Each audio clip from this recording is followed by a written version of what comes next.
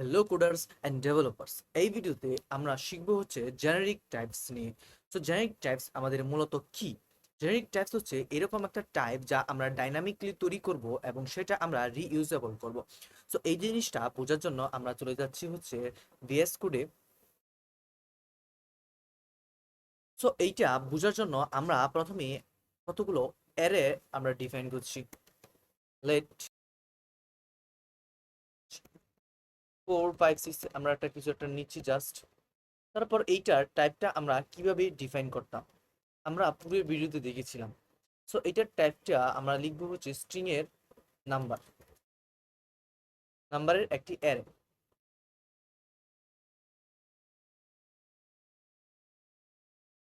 ও আমি একটু ভুল লিখে ফেলেছি। সো এটার টাইপটা আমরা এইভাবে লিখতাম, যেটা হচ্ছে নাম্বারের অ্যারে। একইভাবে আমরা হচ্ছে মেন্টরের একটি অ্যারে নিচ্ছি।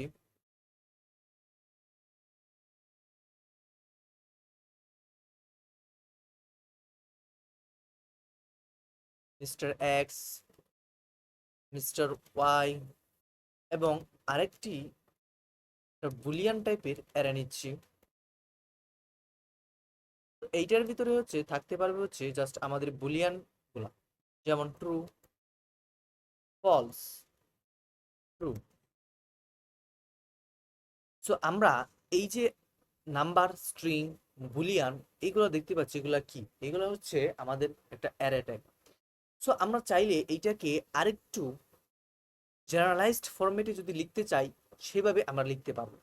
তো সেইভাবে লেখার জন্য তো এইটাকে আমরা কমেন্ট আউট করে রাখছি এবং এইটাকে কপি করে হচ্ছে এর নিচে আমি বসিয়ে দিচ্ছি। এইটাকে আমরা জেনারেলাইজড ভাবে যদি আরেকটু জেনারেলাইজড ভাবে লিখতে চাই, তাহলে এটাকে আমরা এইভাবে লিখতে পারি, অ্যারে। এটা কিসের অ্যারে? এবং হচ্ছে একটা ব্র্যাকেটের ভিতরে আমরা বলে দিব যে হচ্ছে যে অ্যাঙ্গেল ব্র্যাকেটের ভিতরে এটা হচ্ছে আমার নাম্বারের অ্যারে। তাহলে আমার এররটা চলে যাবে। ভাবে আমরা এইটাকেও যদি এবার একইভাবে ডিফাইন করতে চাই, তাহলে আমরা কিভাবে করব? এইটাকে যদি ডিফাইন করতে চাই, তাহলে আমরা জাস্ট একইভাবে হচ্ছে এইখানে আমরা লিখবো অ্যারে। কিসের অ্যারে? এটা হচ্ছে আমাদের স্ট্রিং এর অ্যারে।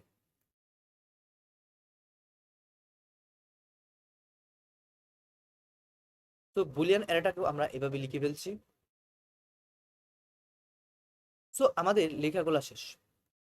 সো তুমি যদি একটু লক্ষ্য করে দেখো যে আমাদের এই প্রত্যেকটা ক্ষেত্রেই কিন্তু একটা জিনিসই শুধু চেঞ্জ হচ্ছে, আর সেটা হচ্ছে এই যে অ্যাঙ্গেল ব্র্যাকেটের মাঝখানের যে ভ্যালুটা, এটা কখনো নাম্বার হচ্ছে, কখনো স্ট্রিং হচ্ছে, আবার কখনো বুলিয়ান হচ্ছে।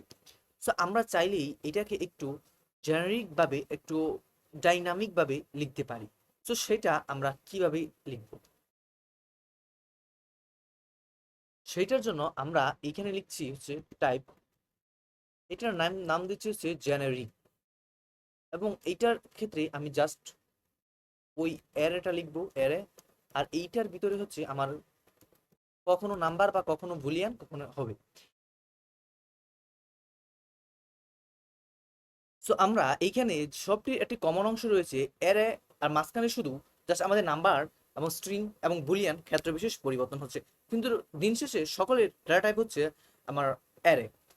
সো আমরা এখানে এটা ডিক্লেয়ার করে নিয়েছি। এখন আমরা যদি এইটাকে জাস্ট এখান থেকে নিয়ে কপি করে জাস্ট আমরা এই জায়গায় বসিয়ে দিই, তাহলেও আমাদের কাজটা হয়ে যাবে। আবার এটা যদি আমরা এইখানেও রেখে দিই, বসিয়ে দিই, তাহলেও এটা আমাদের ওই একই কাজটা হয়ে যাবে। জাস্ট আমাদের পরিবর্তন করতে হবে শুধু অ্যাঙ্গেল ব্র্যাকেটের ভিতরের যে ভ্যালুটা আছে সেইটা, হয় স্ট্রিং, হয় নাম্বার, না হয় বুলিয়ান। সো আমরা যদি এইখানে বুলিয়ান লিখি আর আমরা এই জেনারেটরকে সরাসরি আমরা এইখানে ব্যবহার করে ফেলতে পারি, তাহলেই হয়ে যাবে। সো আমাদের চেঞ্জ করতে হচ্ছে জাস্ট একটা জায়গায়। এইটাকে যদি আমরা কোনোভাবে ডাইনামিক করে ফেলতে পারি, তাহলেই আমরা আমাদের জেনারিক টাইপসটা রেডি হয়ে যাবে। সো এই জন্য আমরা একটা একটা জিনিস বুঝতে বুঝতে হবে। সো আমরা ছোটবেলায় একটা ফাংশন অনেকবার লিখেছি, সেটা হচ্ছে আমাদের add function. So add function আমাদের কি করে? সো আমরা অ্যাড ফাংশনটা আগে এর ডেফিনেশনটা আমরা লিখে নিচ্ছি। এই অ্যাড ফাংশনটা হচ্ছে আমার দুটি প্যারামিটার রিসিভ করবে, নাম ওয়ান, একটা হচ্ছে নাম টু। এই দুটি নাম দুটি টাইপই হচ্ছে আমাদের দিলাম হচ্ছে নাম্বার, এবং সে হচ্ছে এখান থেকে রিটার্ন করবে হচ্ছে এই দুটিকে গুণ করে জাস্ট আমাদেরকে রিটার্ন করে দিবে, অ্যাজ সিম্পল অ্যাজ দ্যাট। তো এখন আমাদের এই ফাংশনটার মধ্যে যদি আমরা ভ্যালু পাস করতে চাই, তাহলে আমাদের এইখান থেকে হচ্ছে আমাদের দুইটা ভ্যালু পাস করতে হবে, তাহলে আমাদের এই গুণ ফাংশনটা মূলত কাজ করবে। সো এইখানে যদি লক্ষ্য করি, আমরা যে ফাংশনের মধ্যে দুটি আর্গুমেন্ট সেন্ড করতেছি, সেই আর্গুমেন্টগুলো হচ্ছে প্রথম আর্গুমেন্টটা আমার যাচ্ছে হচ্ছে নাম ওয়ান যে ভেরিয়েবলটা আছে সেটার মধ্যে, এবং দ্বিতীয় যে আর্গুমেন্টটা আছে সেটা যাচ্ছে আমাদের ফাংশনের দ্বিতীয় প্যারামিটারে নাম্বার টুতে। সো একইভাবে আমরা যদি এই জেনারিক ট্যাবটাকে আমরা যদি ডাইনামিক করতে চাই, তাহলে এটার মধ্যে আমাদেরকে প্যারামিটারটা রিসিভ করতে হবে ডাইনামিকলি। এটাকে যদি ডাইনামিক বানাতে চাই, সো এটাকে আমরা ডাইনামিক বানানোর জন্য প্যারামিটার রিসিভ করার জন্য, সো এইখানে আমরা এটাকে দিলাম প্যারাম, অর্থাৎ এইখানে আমি হচ্ছে প্যারামিটারগুলো রিসিভ করব। ঠিক যেইভাবে আমরা এইখানে ফাংশনের মধ্যে আর্গুমেন্ট হিসেবে পাস করতাম, সেইটা আমরা প্যারামিটারে রিসিভ করতাম। সো রিসিভ করার জন্য আমরা এখানে দিচ্ছি প্যারাম। সো আর এইখানে আমাদের কি হবে, এইখানে হচ্ছে আমাদের ক্ষেত্র বিশেষ হয় নাম্বার, হয় স্ট্রিং, হয় বুলিয়ান আসবে। সো এইখানে হচ্ছে আমরা দিব হচ্ছে প্যারাম। সো এখন যদি আমরা এই জেনারিক ট্যাবটা তৈরি করলাম, এটা সম্পূর্ণ আমাদের রিউজেবল একটা জেনারিক ট্যাব হয়ে গেছে। সো এখন আমরা হচ্ছে এইখানে যে কষ্ট করে লিখতাম এর ভিতরে নাম্বার, সো এইটা আমরা না লিখে জাস্ট আমরা এইখানে জাস্ট জেনারিকটা লিখে দিব এই ট্যাবটা। তারপর আমাদের কি করতে হবে, তারপর সুন্দর করে একটা অ্যাঙ্গেল ব্র্যাকেট দিব। অ্যাঙ্গেল ব্র্যাকেটের মধ্যে হচ্ছে আমরা প্যারামিটার হিসাবে বা আর্গুমেন্ট হিসাবে পাস করব। কি পাস করব, আমাদের এই অ্যারেটা কিসের, নাম্বারের না। সো আমরা এখানে এটা নাম্বার, যেহেতু নাম্বার টাইপের অ্যারে, এইখানে আমরা নাম্বার দিয়ে দিব। তাহলে আমাদের এই ওয়ার্নিংটা চলে গেছে। তাহলে আমাদের এই নাম্বারটা আসবে হচ্ছে এই জায়গায়, প্যারামিটার হিসাবে আমার এই জায়গায় রিসিভ হবে। এটা রিসিভ হওয়ার পর এইটার মধ্যে যে ভ্যালুটা ছিল ওই ভ্যালুটা বসবে এই জায়গায়। তাহলে আমার কি হচ্ছে দিন শেষে অ্যারে অফ নাম্বার। তাহলে আমার এই অ্যারেটা দাঁড়াচ্ছে হচ্ছে অ্যারে অফ নাম্বার। আশা করি তোমরা বুঝতে পেরেছো। ঠিক একইভাবে আমরা বাকিগুলোকেও রিইউজেবল জেনারিক ট্যাবস করে ফেলতেছি। সো এইখানে আমরা দিব হচ্ছে জেনারিক্স, এবং হচ্ছে একটা অ্যাঙ্গেল ব্র্যাকেট, এবং মাঝখানে হচ্ছে এটা আমার কিসের, স্ট্রিং এর অ্যারে। সো আমাকে এখানে দিতে হবে স্ট্রিং। সো একইভাবে এইখানেও আমরা এই কাজটা করে ফেলছি।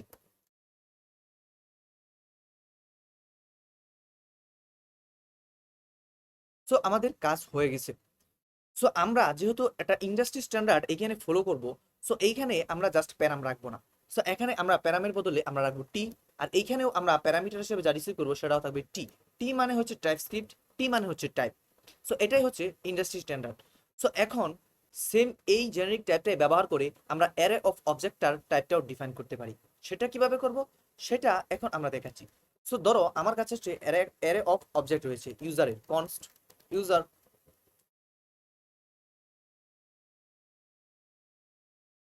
তো এটা হচ্ছে আমাদের অ্যারে অফ অবজেক্ট। তো এটার মধ্যে আমার কি থাকবে, ধরলাম নেম থাকবে ইউজারের স্বাধীন, তারপর আর কি কি প্রপার্টি থাকতে পারে, এজ থাকতে পারে 23, তারপর আর কি প্রপার্টি থাকতে পারে, আর অনেক প্রপার্টি থাকতে পারে, ফোন নাম্বার থাকতে পারে।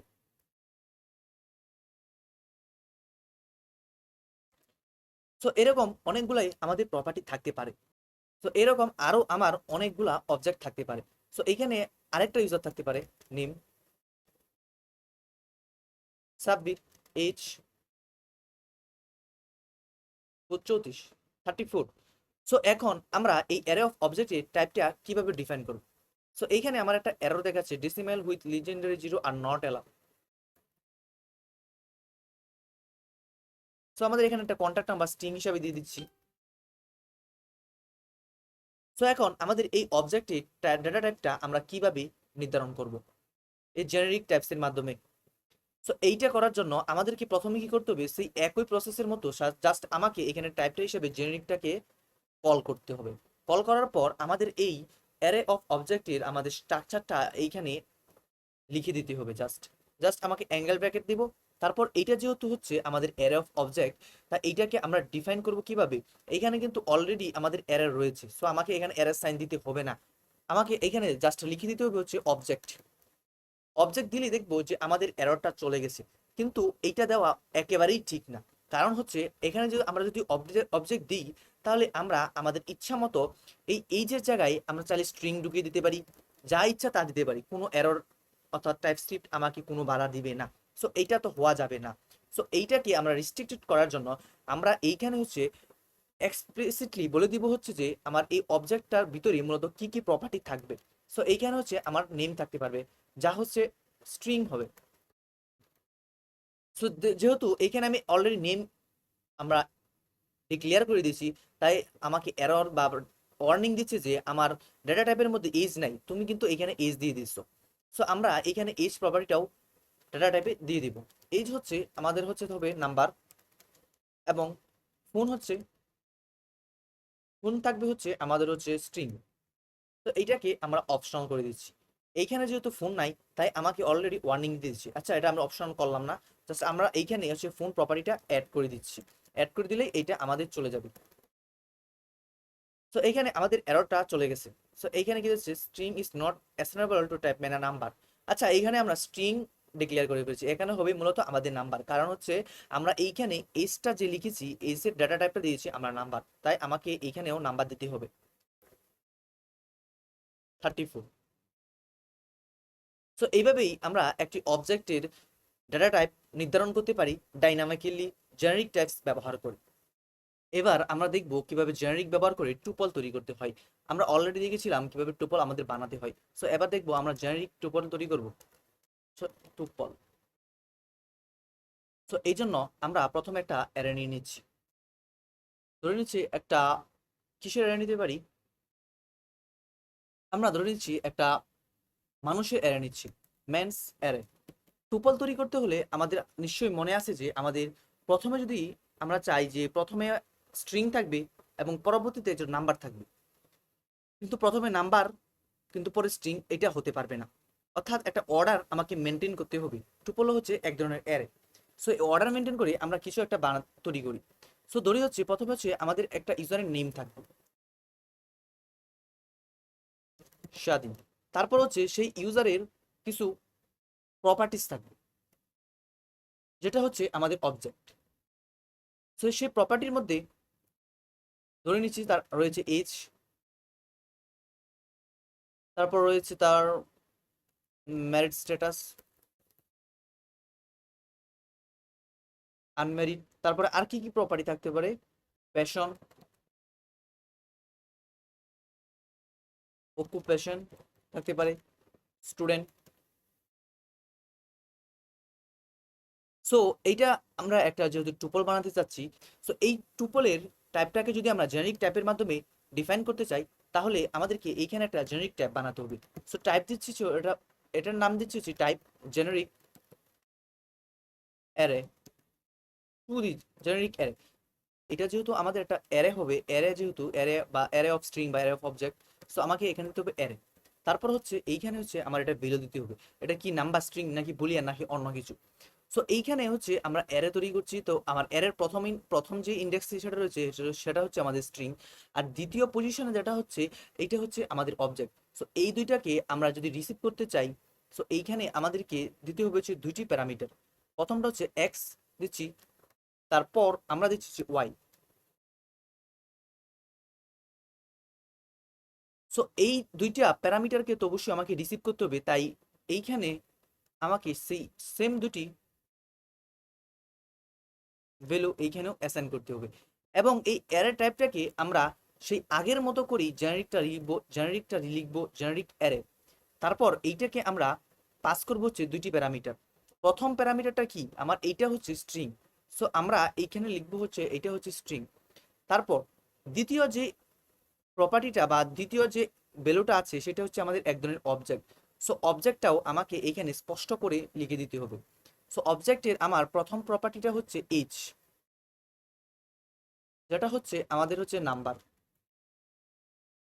পরের প্রপার্টি হচ্ছে ম্যারিড স্ট্যাটাস। সো এইটা হচ্ছে আমাদের স্ট্রিং।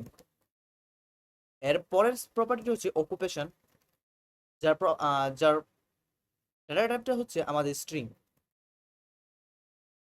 সো এইটা কি করবে এখন আমাদের, তো এইখানে একটা কি দেখাচ্ছে, এটা generic types require one type arguments. তো এইখানে আমাদের এই অ্যারে সাইনটা কি জন্য হয়েছে? কারণ হচ্ছে আমরা তৈরি করছি মূলত এখন টুপল। সো টুপলের জন্য আমাদের এইখানে একটা অ্যারে দিতেই হয় এবং তার অর্ডার মেনটেন করতে হয়। সো তার অর্ডার যেহেতু তার ভিতরে ভ্যালু আমার এক বা একাধিক হতে পারে, সেজন্য আমাদেরকে এইখানে অ্যারে সাইন দিতে হবে এবং এইটার ভিতরেও হচ্ছে আমাদের ওই দুইটা ভ্যালু দিতে হবে। আমরা এইখানে যে ভ্যালু অ্যাসাইন করব, যদি এখানে স্ট্রিং দিছি তারপর অবজেক্ট, তারপর যদি আমি আবার আরেকটা স্ট্রিং দিতে চাই বা বুলিয়ান দিতে চাই, তখন আমাদের প্যারামিটার এই জায়গায় ওয়াই এর পরে আরেকটা প্যারামিটার বাড়বে, অর্থাৎ জেড বাড়বে। এই কারণেই মূলত আমাদের এইটা এইভাবে লেখা হয়েছে। তো আজকের এই ভিডিওতে আমরা কি কি শিখলাম?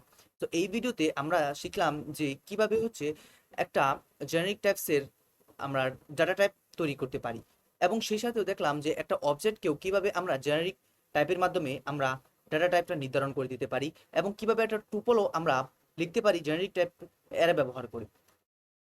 সো আজকের এই ভিডিওটা এই পর্যন্তই। তো তোমার সাথে দেখা হবে আমার নেক্সট কোনো ভিডিওতে।